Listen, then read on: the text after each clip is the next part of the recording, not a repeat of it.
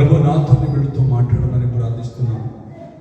రావాల్సిన బిడ్డలందరినీ కూడా తోడుకోరమ్మని ఈరోజు జరుగుతున్న అనంతా కూడా ప్రభు ఈ శుక్రవారం ముఖ్యంగా నా ప్రభు నా తండ్రి 2024 మార్చి ఈ 1వ తారీఖు 1వ తారీఖున ప్రభు నేను స్తుతించే గొప్ప వాక్యాన్ని మాకు ఇచ్చారు. ప్రభు నా తండ్రి నీ దాసుని ప్రభు నా తండ్రి బాగు చేసి నాతోనే వీళ్ళతో మాట్లాడమని ప్రభు నా తండ్రి అయా ఈ వాక్యము ఈ నెలంతా ఆశీర్వాదంతో నింపబడి యేసునామములో ప్రార్థిస్తున్నాం తండ్రి, ఆమేన్. ప్రభు మన దీవించి ఆస్వాదించునుగాక. ఈ నెలంతా ఆయన కృపతో నింపబడునుగాక. కీర్తన గ్రంథము 113వ కీర్తన. ఈ నెలంతా ఆ వాగ్దానము 103వ కీర్తన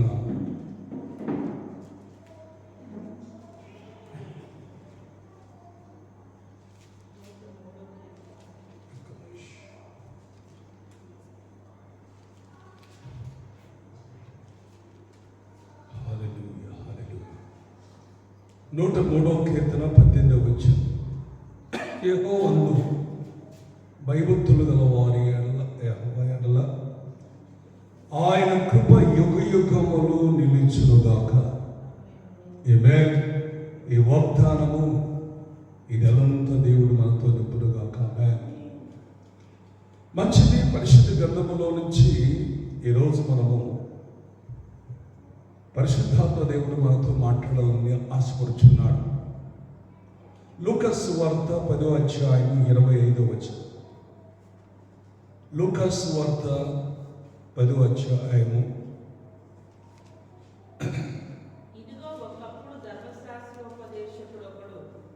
ఒకప్పుడు ధర్మశాస్త్రము ఉపదేశకుడు ఒకడు లేచి, బోధకుడా నిత్య జీవమునకు వారసుడవుటకు నేనేమి చేయవలెను ఆయనను శోధించుచు అడిగాను. అందుకు ఆయన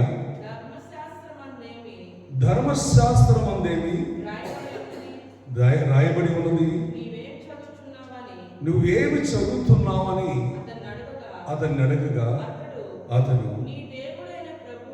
నీ దేవుడైన ప్రభువును నీ పూర్ణ హృదయముతో, పూర్ణ మనస్సుతో, నీ పూర్ణ శక్తితో, నీ పూర్ణ వివేకంతో ప్రేమించవలెను, నిన్ను వలె నీ పొరుగు వారిని ప్రేమించవలెను అని రాయబడి ఉంది. ఈరోజు ఒక విషయాన్ని మనం జ్ఞాపకం చేసుకోవాలి. లూకాసు సువార్త 10వ అధ్యాయం 25వ వచనంలో ఈ మాట చాలా ముఖ్యమైనది. శాస్త్రులు, పరిచయులు కానీ విశ్వాసం యొక్క జీవితంలో ఒక సేవకుడు కానీ బిషప్ కానీ ఎవరైనా సరే దీని యొక్క చాలా జాగ్రత్తగా గ్రహించాలి. ఈ ఉపవాసములు ఉంటున్న మనకు ప్రతి విశ్వాసి ఇది ఒకటి అర్థం చేసుకోవడానికి ఎక్కువ ప్రయత్నం చేయాలి. ఇది మరొకసారి మనం జ్ఞాపకం చేస్తాం. ఇక్కడ ఏమంటే యేసు ప్రభువును వచ్చి దొరుకుతున్నాడు అనమాట. బోధ కూడా ఎక్కడికంటండి, ఎక్కడికి వెళ్ళడానికి? నిత్య జీవమును వెళ్ళట్టుకును వారసులు అవ్వాలి. ఒక్క విషయానిగా నిత్య జీవమునకు వారసులు అవ్వడానికి అంటే పరలోక రాజ్యములకు నేను మరణము చూడకున్నట్లు ఎప్పుడు కూడా యుగ యుగాలు కూడా నిత్య జీవము కలిగి పరలోకములో ప్రభుతో ఆ రాజ్యములో ఉండడానికి నేనేమి చేయాలి? ఏం చేయాలి?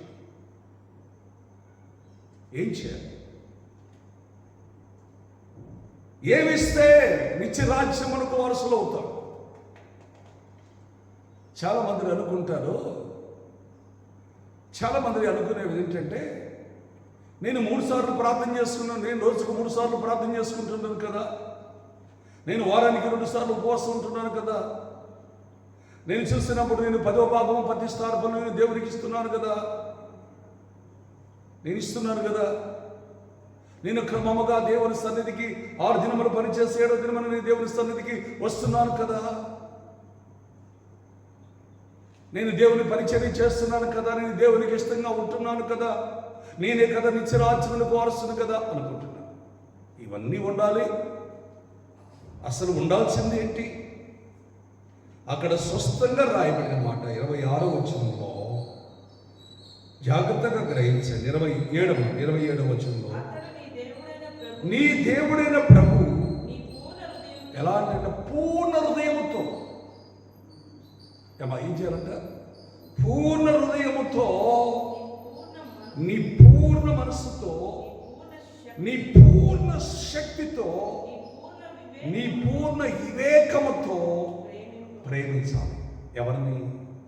దేవుని. అర్థమైందా? జాగ్రత్తగా గ్రహించాలి. మళ్ళీ నిన్ను వలె నీ పొరుగు వారిని ప్రేమించాలి. అన్ని జాగ్రత్తనే ఉన్నాం కానీ ఇదే చేయట్లేదు. అన్ని జాగ్రత్తలు కానీ ఏం చేయట్లేదు అమ్మా, ఏం చేయట్లేదు? నిన్ను వలె నీ పొరుగు వారిని. ఇక్కడ కూడా ఇది కూడా చాలా కష్టం. జాగ్రత్తగా ఇది ఇక్కడ చేయలేకపోతున్నాం. ఎప్పుడైనా సరే మన జీవితంలో చూసినప్పుడు దేవుణ్ణి ఆయన నిత్యరాజ్యమునకు వారసులు ఉండకు, పరలోకములో ఉండడానికి ఉండాలంటే ఈ లక్షణాలు మనకు ఉండాలి ఎక్కువ. అందుకోసం పేతురుని అడుగుతాడు, పేతురు నన్ను ఎంత ప్రేమిస్తున్నావు అన్నాడు. ప్రభు నేను ఎంత ప్రేమిస్తున్నాను నీకు తెలియదు అన్నాడు. రెండోసారి అడుగుతున్నాడు, పేతురు ఎంత ప్రేమిస్తున్నావు అన్నాడు. అయ్యా నేను ఎంత ప్రేమిస్తున్నానో నీకు తెలుసు. మళ్ళీ మూడోసారి పేతురు నన్ను ఎంత ప్రేమిస్తున్నావు ప్రభా? ఈ తాపు కొద్ది గట్టిగా, నేను ఎంత ప్రేమిస్తున్నానో నీకు తెలుసు. యేసు ప్రభు కొరకు ప్రాణం పెట్టినంతగా ప్రేమిస్తున్నాడు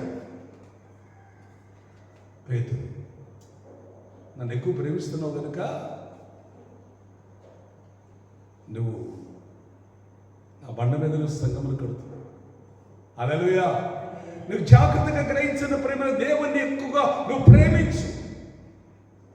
పూర్ణ మనసుతో, పూర్ణ శక్తితో, పూర్ణ హృదయముతో, వివేకముతో నీ దేవుడైన ప్రభువుని ప్రేమించు. నువ్వు ఎక్కువ ఎవరిని ప్రేమిస్తున్నావు? ఈరోజు ఒక్కసారి ఆలోచించు. నీ సృష్టికర్త అయిన దేవుణ్ణి మనస్ఫూర్తిగా ప్రేమించు. ప్రేమించే వారికి అన్ని సకలం జరుగుతాయి. అందుకోసం బైబిల్ స్పష్టంగా రోమిలి రాసిన పత్రిక 8వ అధ్యాయం 28వ వచనం అంటాడు, దేవుణ్ణి ప్రేమించే వారు కనుక తన సంకల్పం చొప్పున పిలువబడిన వారికి మేలు కలుగుటకి సమస్తము సమకూడి జరుగుతున్నవని నేను ఎరుగుదును. హల్లెలూయా. సమస్తము సమకూడి జరుగుతున్నవని నేను ఎరుగుదును. దేవుని ప్రేమించు. ఈ లోకంలో నువ్వేది అడిగినా, నువ్వేదని అడగకపోయినా, నువ్వు దేవుణ్ణి ప్రేమిస్తున్నప్పుడు అన్ని ఏ సమయంలో ఏమి అవసరమో నీకు దేవుడు ఇచ్చునుగా. గట్టిగా చేద్దామా? దేవుడు నీకు ఇచ్చునుగాక. అందుకోసం బైబిల్ గ్రంథంలో చాలా జాగ్రత్తగా గ్రహించండి. నా ప్రియమైన దేవుని బిడ్డలారా, దేవుని ప్రేమించడం అనేది చాలా ముఖ్యమైనది. అందుకోసం లేవి కాండంలో పాత నిబంధనలు కూడా రాయబడిన మాట 19వ అధ్యాయం 18వ వచనంలో ఒక మాట చెప్తా. 19:18 కీడుకు ప్రతి కీడు చేయకూడదు, నీ ప్రజల మీద కోపం ఉంచుకోకూడదు, నిండు వలె నీ పొరుగు వారిని చేసేవాళ్ళు గట్టిగా చెప్పాలి.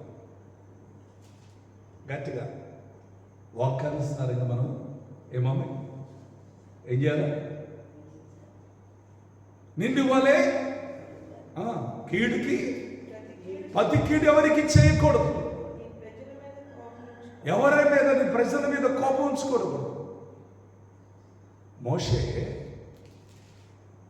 అరణ్యంలో మేము మోషే బండ మీద రాయితో కొట్టినప్పుడు ఇప్పటికీ ఆ వాటర్ వస్తూనే ఉన్నాయి. ఆ బండలో వచ్చి ఇప్పటికీ ఆ వాటర్ వస్తూనే ఉన్నాయి.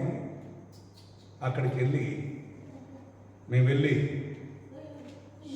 ప్రార్థన చేస్తున్నాం. నా ప్రియమైన దేవుడు, ఆ రోజు మోషేకి కోపం తోటి కొట్టాడు. నాకు అర్థం రాయి. ప్రజలందరూ కూడా నీళ్లు లేని పరిస్థితిలో గొలుగుతూ సొరుగుతూ ఉన్నారు. కానీ నాయకుడికి ఏముండకూడదు? కోపం ఉండకూడదు కదా. నాయకుడికి ఏముండకూడదు? కోపం ఉండకూడదు. నాయకుడు కోపం ఉండకూడదు. కానీ నాయకుడు ఏం చేశాడు? కోపంతో ఆ కర్రతో, ఆయన దగ్గర ఉన్న కర్రతో రాయిని కొట్టాడు. అలా నీళ్ళు వచ్చాయి. ఆ కోపం పట్టాడు ఒకసారి. ఆ కోపం మన తర్వాత ప్రజల్ని ద్రోహులు అన్నాడు ఒకసారి. ఈ 2 తప్పులకి ఎక్కడికి వెళ్ళలేకపోయాడు? కానాన్లోకి వెళ్ళలేకపోయాడు. నువ్వు దూరం నుంచి చూడటమే తప్ప యోర్దాను దాటి అవతలకి వెళ్ళొద్దు. గట్టిగా చేద్దామా? హల్లెలూయా. అందుకు వస్తున్నాం ప్రియమైన తెలిపెట్టారు. జాగ్రత్తగా గ్రహించాలి. దేవుని పిల్లలైన మనము ప్రతి విషయంలో ప్రతిదీ ఆలోచించాలి. ఏముండకూడదంటే మనము ప్రజల మీద కోపపడకూడదు, ఉండకూడదు. పాత నిబంధనలో చెప్పిన ప్రతి మాట జాగ్రత్త గ్రహించాలి. పాత నిబంధన నుంచి కొత్త నిబంధనల నుంచి ఇంకా చాలా జాగ్రత్త గ్రహిస్తే ఎప్పుడు నిబంధనలు ఏం మారవు. నిన్ను వలె నీ పొరుగు వారిని ప్రేమించవలెను. గట్టిగా చేద్దామా? ఇంకంటున్నాడు మత్తయి సువార్త 19:19 చదువుదాం. మత్తయి సువార్త 19:19 నిన్ను వలనే నీ పొరుగు వారిని ప్రేమించవలనది నేను చెప్పాను కదా. అందుకు ఆ యవనుడు ఇవన్నీ అనుసరించి నడుస్తున్నా, ఇంకా నాకేమిటి కొదవ? ఆయన అడిగి. అందుకు యేసు, నీవు పరిపూర్ణవుటకు నీ ఆస్తినంతా బేదలకి, అప్పుడు పరలోకమందు నీకు ధనము కూర్చబడినాయి. దేవుని రాజ్యం రావాలంటే, పరలోకమునకు వారసులు అవ్వాలంటే ఈ లోకములకు మొత్తం కూడా నీవు పెంటగా ఎంచుకోవాలి. ఈ లోకం వేటి మీద నీకు ఆశ ఉండకూడదు. హల్లెలూయా. వేటి మీద కూడా నీకు ఆశ ఉండకూడదు. ఆశ ఉండకూడదు. దేవుని పిల్లలను ఒక్క విషయాన్ని మనం జ్ఞాపకం చేసుకోవాలి. దేవుడు మన ఎప్పుడు కూడా సిగ్గుపడనివ్వడు. నువ్వు దేవుని ప్రేమించు, పూర్ణ హృదయముతోను, పూర్ణ ఆత్మతోను, పూర్ణ మనస్సుతోను, పూర్ణ వివేకముతోను నువ్వు దేవుని ప్రేమిస్తూ పొరుగు వారిని కూడా ప్రేమించు. నువ్వు నిత్య జీవానికి వారసులవుతావు కాక. అందుకోసం ఎవరొస్తారు అంటున్నాడు, ఎక్కడ ఉంటానికంట? నేను కూడా పరలోకానికి వెళ్ళాలంటే అక్కడ ఇంకా 18 వచ్చింది చదువు. 18 వచ్చిన 18 వచ్చింది. అందుకు ఆయన మంచి కార్యముల గురించి నన్ను ఎందుకు అడుగుచున్నావు? మంచివాడు ఒక్కడే. ఒక్కరి నీవు జీవములో ప్రవేశింపకోరిన ఎడల ఆజ్ఞలు మాత్రం గైకొను. ఆజ్ఞలు ఏంటి? ఏ ఆజ్ఞలన్నీ ఆయన అడగగా, యేసు నరహత్య చేయవద్దని, వ్యభిచరించవద్దని, దొంగిలించవద్దని, నీ అబద్ధ సాక్ష్యం పలకొద్దు అని, నీ తల్లిదండ్రులను సన్మానించమని, నిన్ను వలె నీ పొరుగు వారిని ప్రేమించవద్దని నేను చెప్పేది. అందుకు ఆ యవనుడు, ఇవన్నీ నేను అనుసరించి ఉన్నాను, ఇంకా నాకు కొదువేంటి? ఇంకా నాకెందుకు కొదువేంటి? హల్లెలూయా. అయితే నీకు ఇంకో కొరత ఉంది. నీ ఆస్తి మొత్తం అమ్మి బేదలకి, అప్పుడు పరలోకమందు నీ ధనము కలుగును. ఎంతమంది ఇస్తారు? 2 అంగీలుంటే ఒక అంగీ ఇద్దామంటేనే చాలా కష్టం అనిపిస్తుంది కదా. ఏమంటే ఒంటి మీద వేసుకున్న అంగీ బహుశా 6 నెలలంతా తొడుక్కొని కొంచెం మాసిందిలో ఇద్దామన్నా కూడా పాత కూడా ఇవ్వడానికి కూడా ఇష్టపడరు చాలా మంది. హల్లెలూయా. ఒకటి గుర్తుంచుకోండి, నిత్యరాజ్యంలో వారసులు అవ్వాలంటే, పరలోకంలో వెళ్ళాలంటే మామూలు విషయము కాదు. ఎప్పుడు వాక్యానుసారంగా జీవించడానికి ఎక్కువ ప్రయత్నం చేయి. అందుకోసమే హెబ్రీయులకు రాసిన పత్రిక ఒకటి చూద్దాం. 7వ అధ్యాయం 25వ వచనం. 7వ అధ్యాయం 25వ వచనం. ఈయన తన ద్వారా దేవుని యొద్దకు వచ్చువారి పక్షమున విజ్ఞాపన చేయుటకు నిరంతరము జీవిస్తున్నాడు గనక వారిని సంపూర్ణంగా రక్షించుటకు శక్తిమంతుడై ఉన్నాడు. మన యేసు ప్రభువు ఆయన నిత్య జీవము కలవాడు. ఆయన ఎప్పుడు జీవిస్తున్నాడు కనుక నిత్యం విజ్ఞాపన చేస్తున్నాడు ఆయన దగ్గరికి వచ్చిన వారు. మనం విజ్ఞాపన చేయటం కంటే కూడా ముందు మన కోసం ఆయన చేస్తున్నాడు, ప్రభు చేస్తున్నాడు. ఎక్కడ ఉండాలని సిస్టర్, ఎక్కడ ఉండాలని? మన కొరకు ఎక్కువ ఆయనకు అవసరం ఏంటి? మన కోసం విజ్ఞాపన చేయటం. తండ్రి ఇదిగో ఈ కృపలో నుంచి సంఘంలో బిడ్డలే కాదు, అందరి కోసం, అదైందా? అందరి కోసం, తన బిడ్డలందరి కోసం నాతో కూడా ఉండాలి. నేను నిత్య జీవము కలవాడిగా ఉన్నాను కనుక నా పిల్లలందరూ కూడా నిత్య జీవము కలవాలి ఉండాలి. గట్టిగా చూద్దామా? హల్లెలూయా. ఆయనకి స్వార్థం ఉండదు, మనకి స్వార్థం ఉండదు. మన పిల్లలకైతే ఏం చేస్తాం? దాచిపెట్టుకున్నలా పెడతాం, అవునా? అదే పొరుగువాడి పిల్లలైతే పెట్టను కూడా పెట్టాం, అవునా? దేవుడికి అలా ఉండదు, అందరూ ఆయన పిల్లలమే. గడిగాలు చూద్దామా? హల్లెలూయా. ఎక్కడన్నా స్వార్థాలు ఉంటాయి.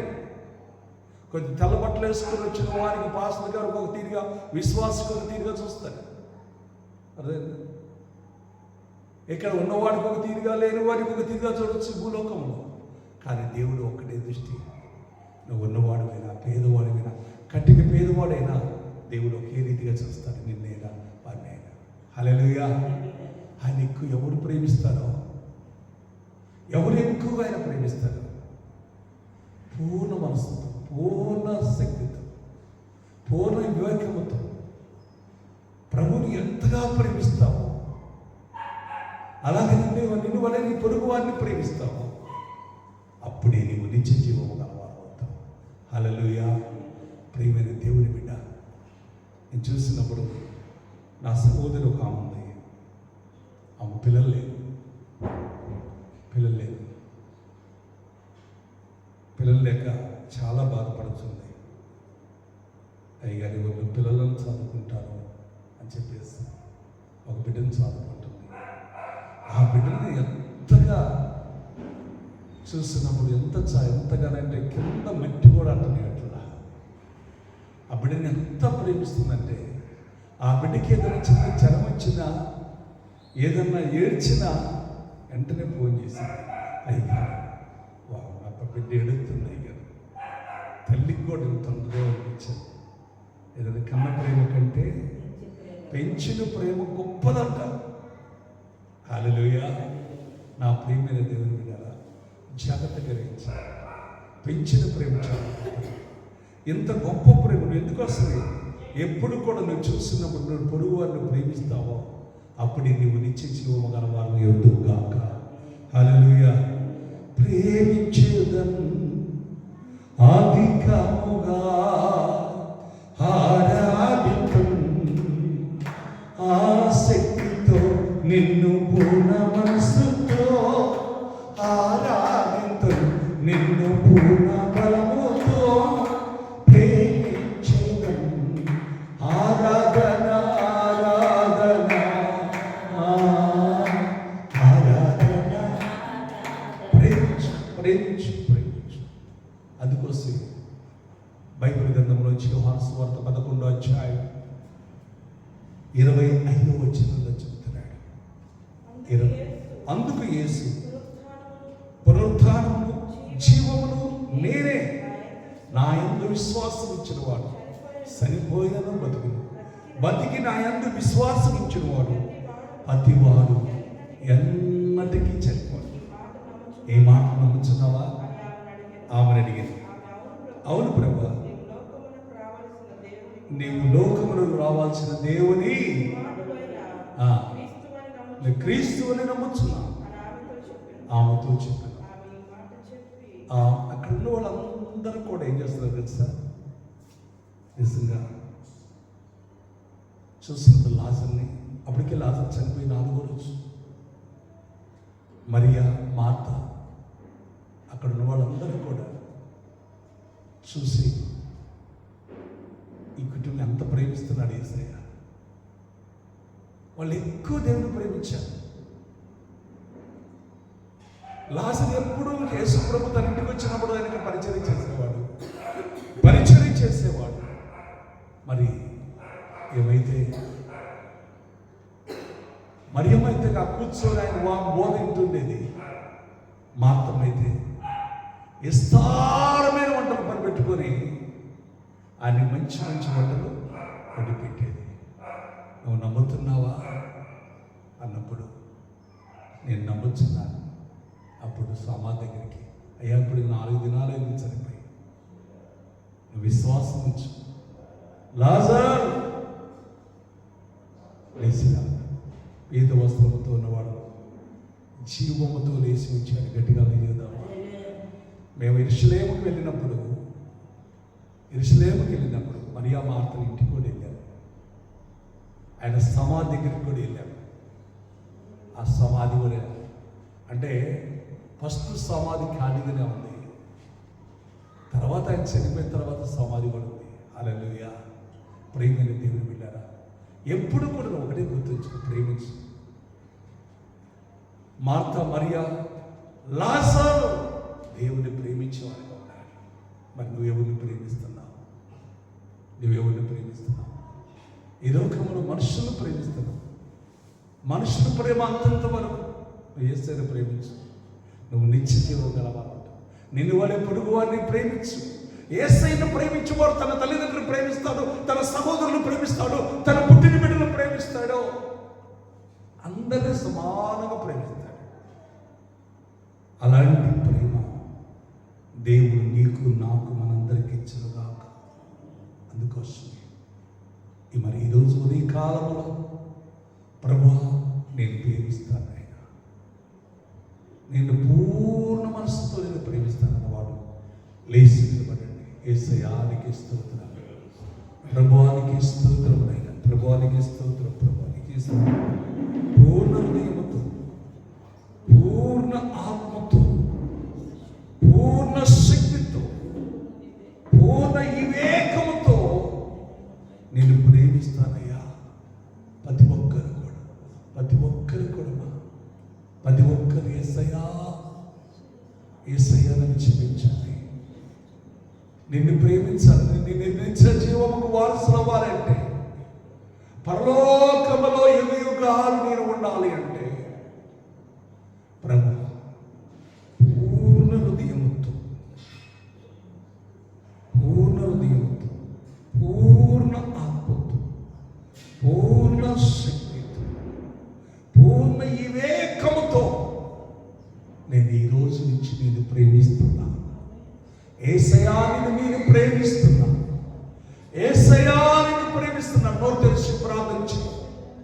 నేను ప్రేమిస్తున్నా. నిన్ను వలెనే పొరుగు వారిని ప్రేమిస్తున్నాను ఆయన. నాకున్న దాంట్లో లేని వారికి కూడా ఇచ్చేవాడిగా ఉంటానయ్యా.